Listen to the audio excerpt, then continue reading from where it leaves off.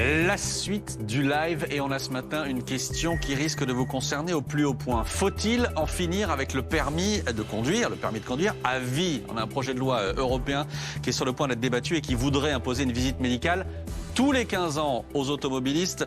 On va en parler dans un instant avec vous, Alexandra Legendre. Bonjour, merci d'être là, porte-parole de la Ligue de défense des conducteurs. Autant vous dire que vous n'êtes pas contente ce matin contre ce projet-là. Mais d'abord, avec les éclaireurs et avec Fanny Wegscheider. Bonjour Fanny.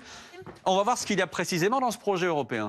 Oui, alors ce texte, ce projet de loi, il a déjà été voté en fait dans ses règles par la commission transport de la Commission européenne. C'était en décembre dernier et il prévoit 0 mort sur les routes européennes d'ici 2050. Pour cela, donc plusieurs mesures ont donc été proposées par cette commission transport. On va les voir.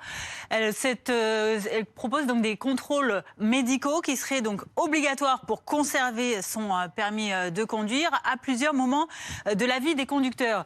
À l'obtention du permis de conduire, puis tous les 15 ans, et ce, quel que soit l'âge du conducteur. Ça veut dire que les seniors ne sont pas particulièrement visés, contrairement à ce qui était prévu initialement, puisque au départ, des contrôles tous les 5 ans étaient prévus pour les plus de 70 ans. Cette fois-ci, plus de mesures d'âge, puisqu'il y a aussi des mesures qui concernent les jeunes conducteurs plus gravement sanctionnés, par exemple, au-delà d'une certaine alcoolémie. Alors, voici les contrôles médicaux qui sont recommandés par cette commission transport à l'Europe.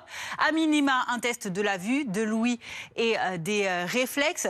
Des tests médicaux qui seront ensuite, si le texte est donc voté au Parlement européen la semaine prochaine, eh bien, seront définis dans des modalités pays par pays, à savoir quels tests seront requis, par quelle autorité seront-ils effectués ou encore comment seront-ils remboursés.